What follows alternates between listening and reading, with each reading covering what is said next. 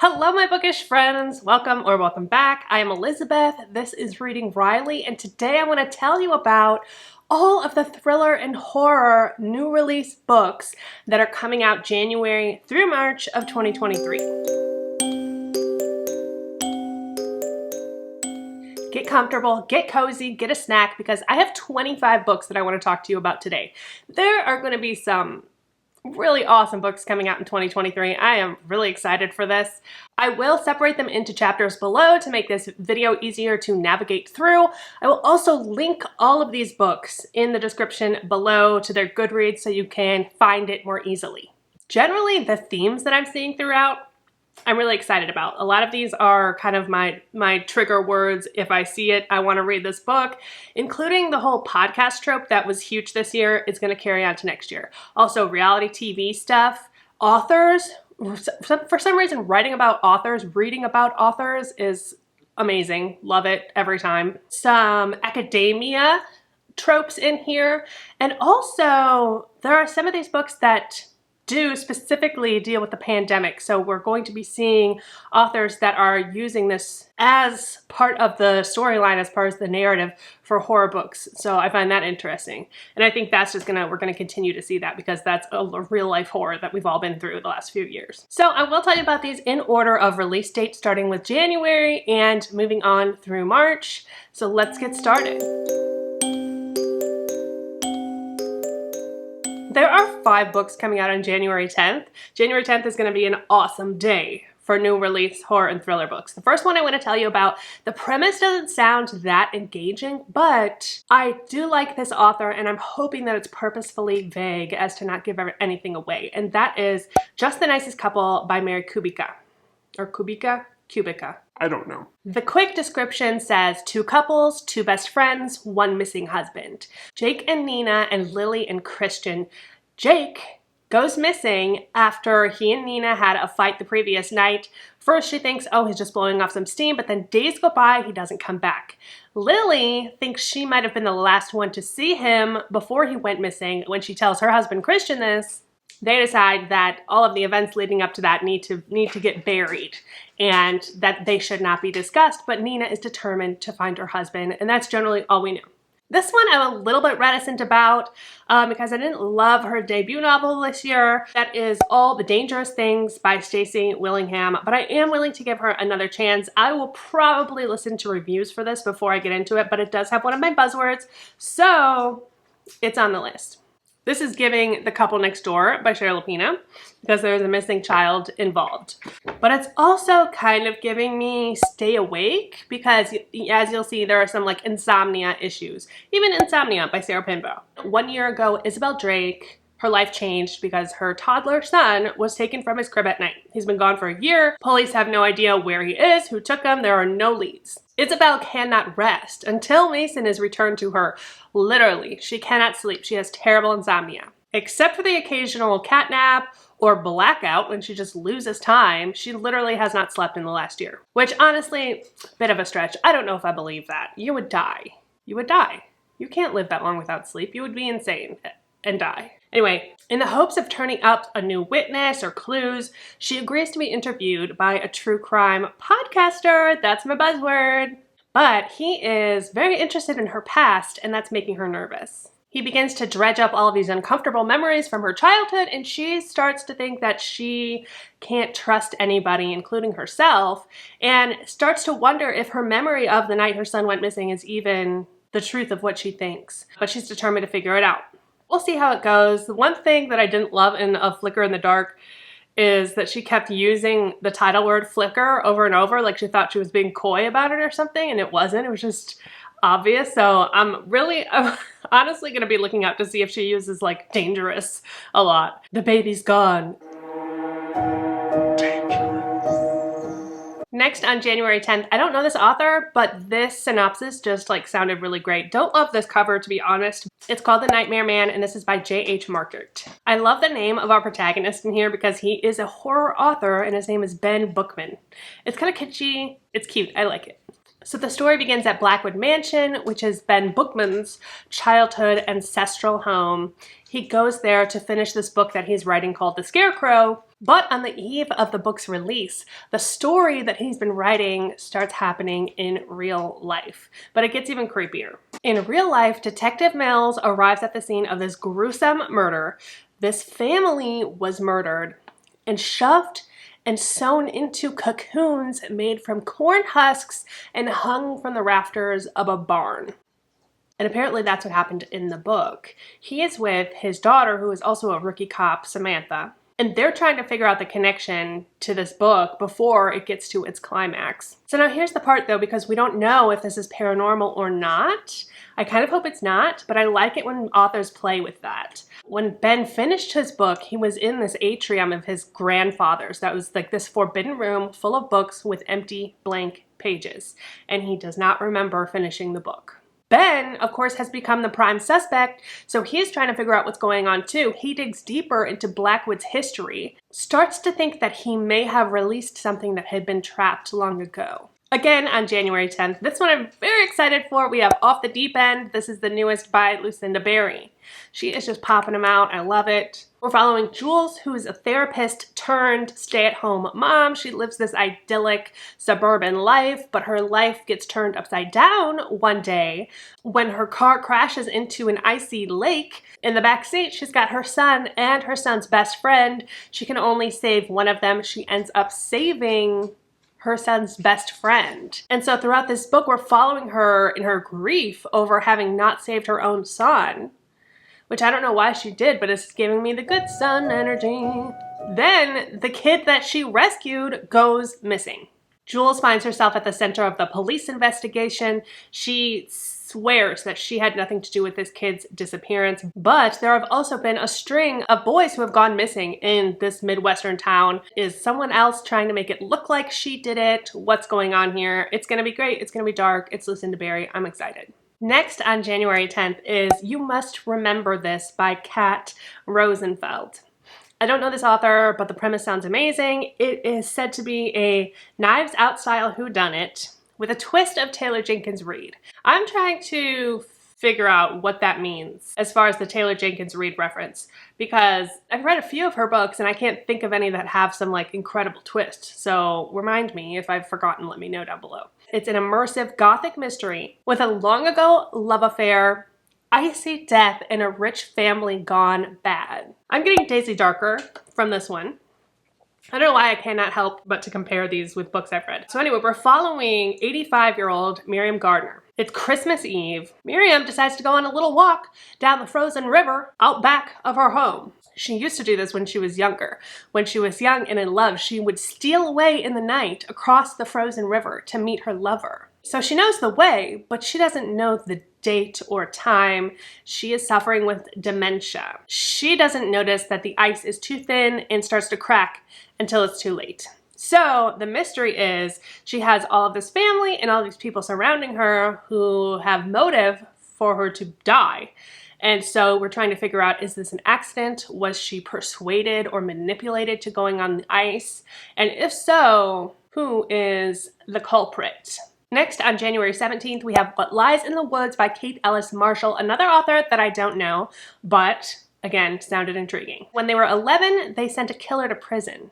They were heroes, but they were liars. Naomi Shaw used to believe in magic. 22 years ago, her and her two best friends, Cassidy and Olivia, would wander the woods, imagining a world of ceremony and wonder. They called it the Goddess Game.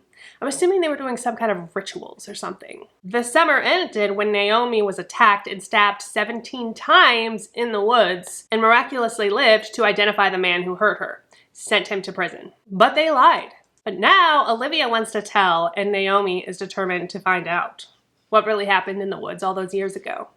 So it sounds good. Friendship gone awry, some kind of ceremonial thing in the woods. Could be good. We'll see. On January 17th, we have Grady Hendrix's new book, How to Sell a Haunted House.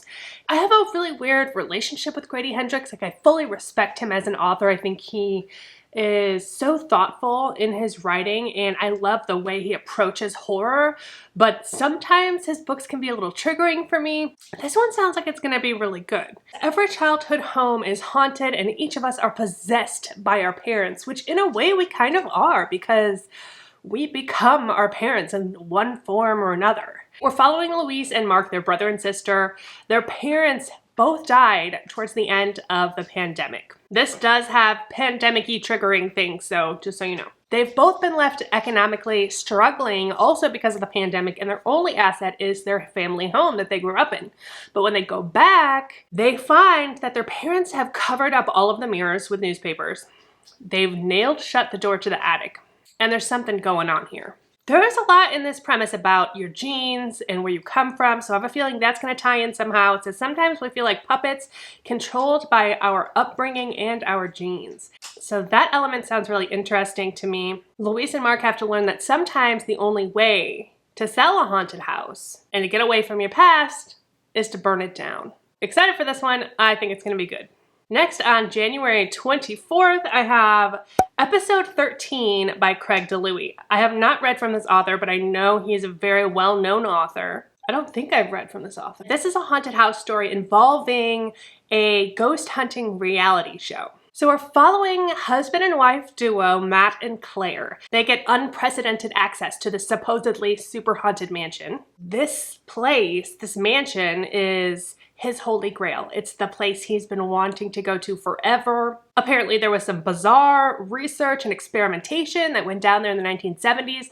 They have all of this high-tech gear, all of these things that they just know they're going to catch proof of ghosts. But as the house slowly reveals itself to them, they learn that the afterlife might not be all that they thought it was cracked up to be. And I think this is going to be a mixed media. It says it's told in broken pieces, tapes, journals, correspondence, research files. This is the story of episode 13. I'm really looking forward to this one. I think it sounds great. Next, on January 24th, we have All Hallows by Christopher Golden, another author I've never read from before. We'll see. This is said to have the 80s nostalgia of Stranger Things, so I'm kind of hooked from there. It's set on Halloween Day. Seems kind of weird that it's coming out in January, but it is what it is. And it's following this neighborhood as the kids go trick-or-treating.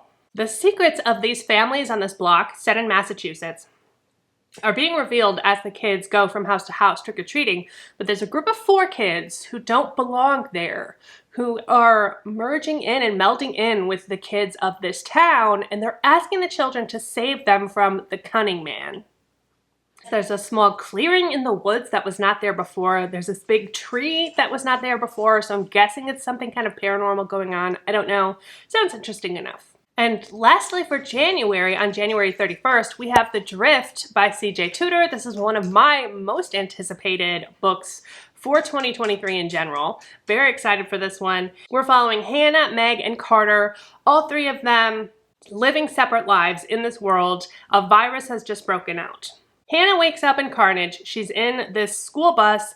She had been leaving her boarding school that she was at when her coach careened off the side of a hill, and most people are dead. The rest of them have to fight to survive.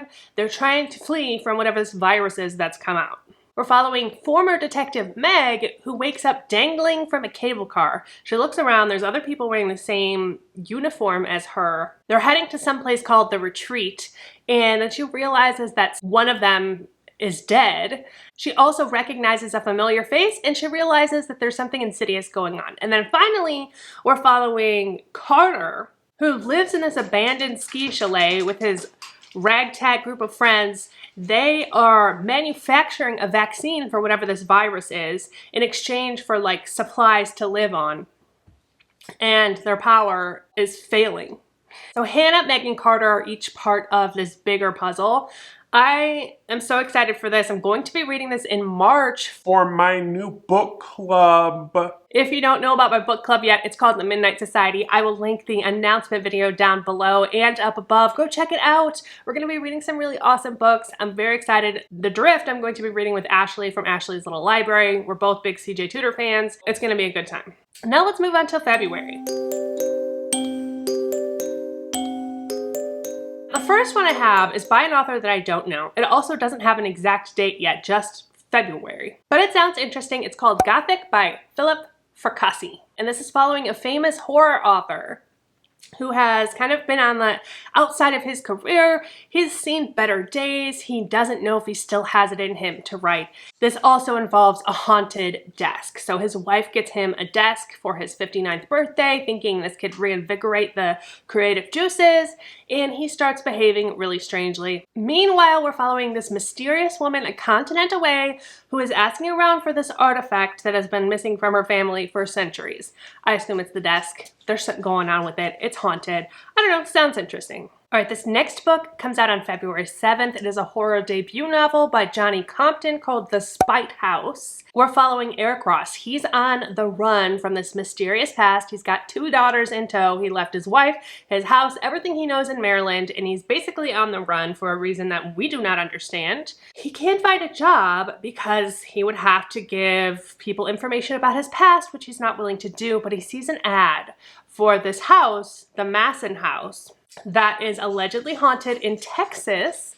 The owner is looking for proof of paranormal activity. All he has to do is live there and record anything that happens. And Eric is interested too because he thinks that if he can find proof that this is haunted, this could help explain this uncanny power that haunts his entire family. So is it paranormal again? I don't know. All right, this next one's a little bit different, but it sounds interesting to me. This also comes out on February 7th, and it's called A Dangerous Education by Megan Chance. This is set in McCarthy-era America, so 1940s, 1950s. This would have been when anyone like left-leaning or slightly liberal-leaning could be accused of being a communist spy. So there's a lot going on with that. We're following a reformist teacher, Rosemary Chivers, and she is haunted by the choices that she made as a child, but also the choices that her controlling mother had made for her. She is a modern new teacher who challenges the curriculum where she teaches at a school for troubled girls. Now, here's the ringer. There are 3 girls that she is spending time with, that she is getting to know. One of them is the daughter that she gave up when she herself was a kid. She doesn't know which one. Rosemary is prepared to do anything to find her daughter, but she is not prepared for the consequences that come with that discovery, and also just how wicked wayward girls can be.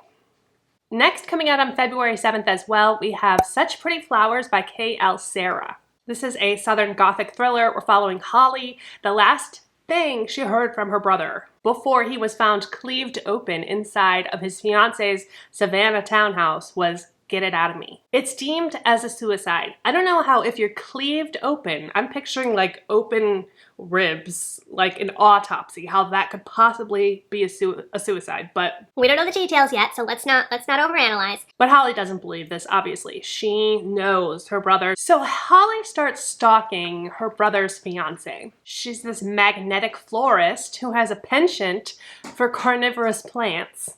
And apparently her family is really wealthy. She comes from money. Holly doesn't trust her, but she starts feeling this magnetism, this attraction towards her. So she really has to figure out what happened to her brother before the same thing happens to her. And it's set in high society, Savannah, Georgia. I hope the audio narrator is good, because Savannah's one that's easily goes over the top, if you know what I'm saying. Just a Southern belle. Blanche Devereaux. Next on February 21st, we have The Writing Retreat by Julia Bartz, another author I've never read from, but it sounds like perfect isolation in the snow. I'm here for it. This again is about an author. Alex has all but given up on her chance to become an author when she gets this amazing opportunity to go on this writing retreat. It's an exclusive month-long retreat hosted at the home of this feminist horror author. But it's kind of like a competition, because when they get there, they find out that they all have to write an entire novel in this 1 month. But the winning novel, the best novel, wins a 7-figure publishing deal. So it becomes very high stakes for a lot of people, as you can imagine. Alex is ready to buckle down and win this. So she kind of ignores some of the weird things that are going on at this mansion until one of the writers disappears in a snowstorm. And the shit hits the fan from there, I assume. Next, on February 21st, we have It's One of Us by J.T. Ellison. Ruth Ware says it's a heart-stoppingly tense thriller about the price of secrets and the layers behind every marriage. I think this is going to be a domestic thriller. We're following Olivia Bender. She is an interior designer, but she wants more than anything to be a mother. And her husband Park have been having a really hard time conceiving. They've done IVF, they've done all the things, but then they find out that a prime suspect in a murder investigation is actually Park's son. This whole genetic thing is just like, it's a really big trend right now. Apparently Park donated sperm and he has no idea how many children he has out there. As the murder investigation gets deeper and deeper, more truths are unveiled, and Olivia has to come to terms with the fact that the man she married fathered a killer, but she really doesn't have a lot of room to talk about it because she's got secrets of her own. The next book comes out on February 21st, and this is kind of a dark academia thriller, I believe. It is called I Have Some Questions for You by Rebecca Mackay. We're following Bodie Kane, who is a 40-something podcaster and mother. Do I need to go on?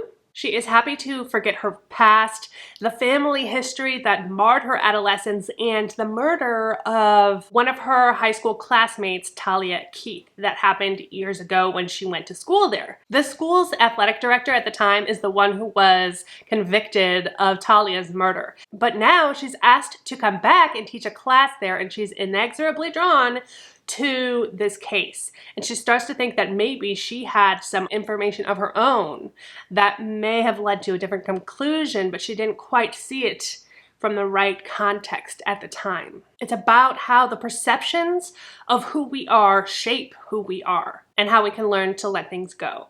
Sounds interesting. We'll see. Another one that I'm probably going to listen out for reviews on. Next, on February 28th, we have The Angel Maker by Alex North. This is said to be a dark, suspenseful thriller about the mysteries of fate, the unbreakable bonds of siblings, and a notorious serial killer who was said to be able to see the future. So we're following Katie Shaw, who grew up privileged, living in the English countryside. She had this charmed life, but then something happened to her little brother, Chris, and we don't know what that is.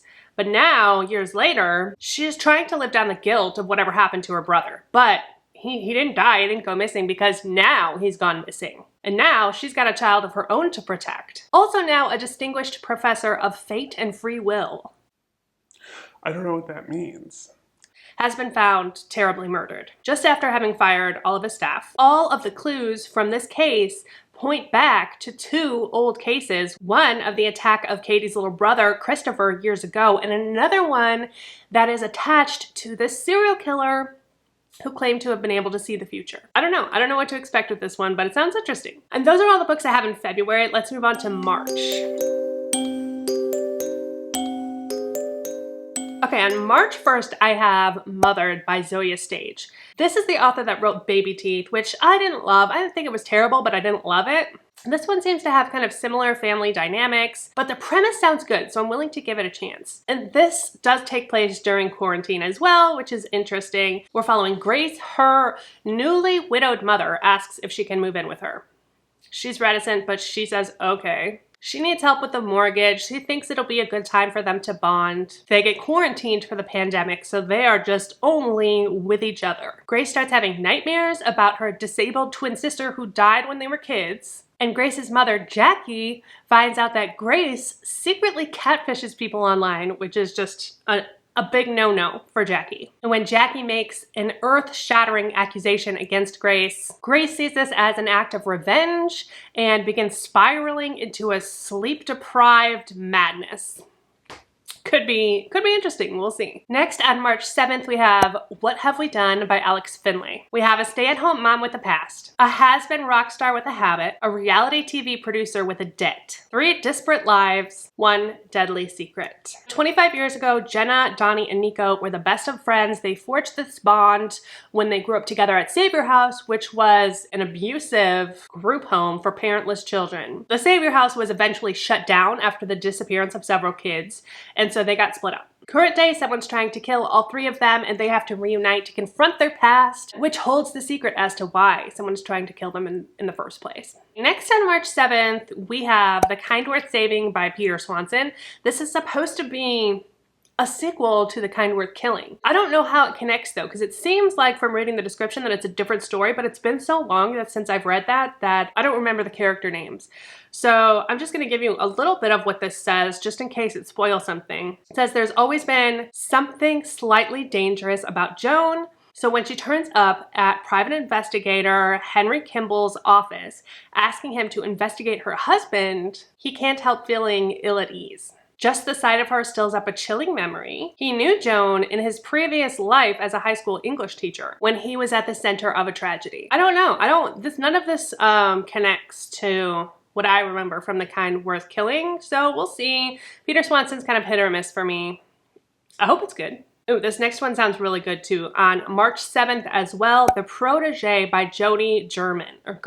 This says it's a chilling psychological suspense in the vein of Samantha Downing and Lane Fargo, so I'm getting good for her vibes, which we love. Then also we're following Dr. Hannah Briers, who's an anthropology professor and a forensics expert at the prestigious Mad River University. She reminds me of Bones a lot. It sounds like she's very awkward when it comes to human interaction, but very good at her job. And when she's not teaching, she's analyzing the decomposing flesh of corpses around the globe.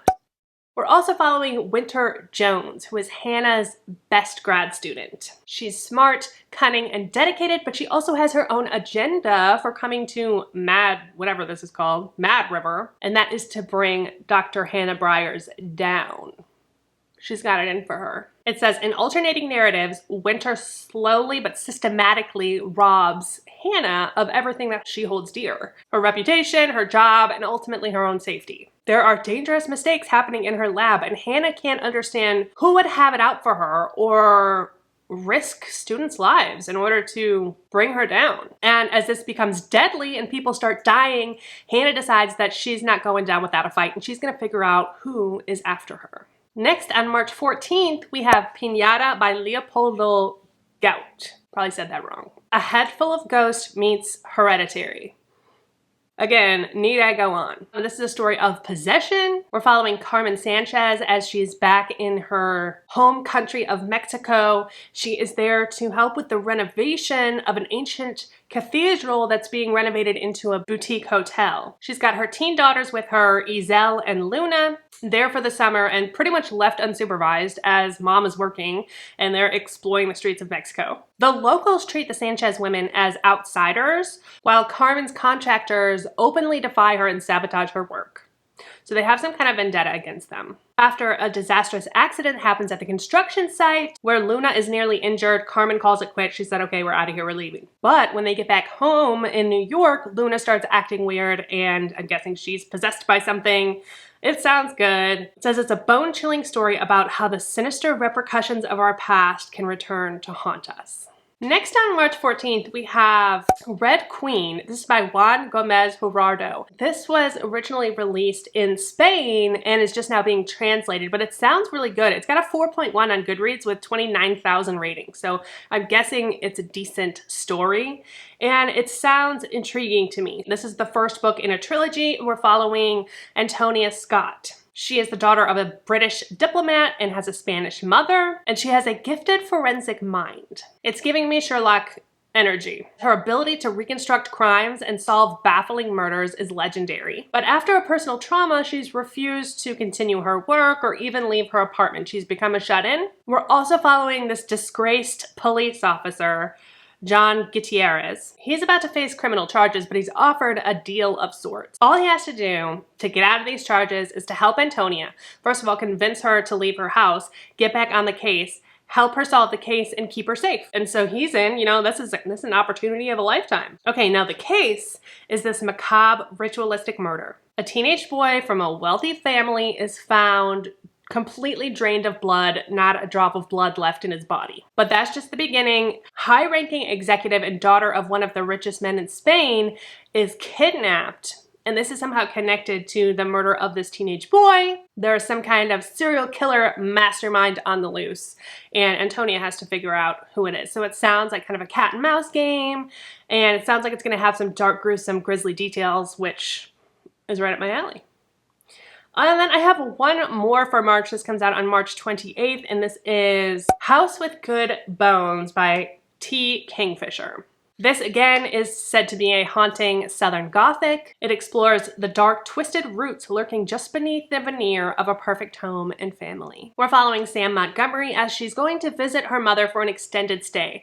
Her brother, though, has recently told her that mom seems a little off, and she kind of like disregards that. She's excited to hang out with mom, watch murder mysteries, and guess who the killer is, drink wine, do girly stuff together. But as she steps into her mother's house, she realizes that something is very much off.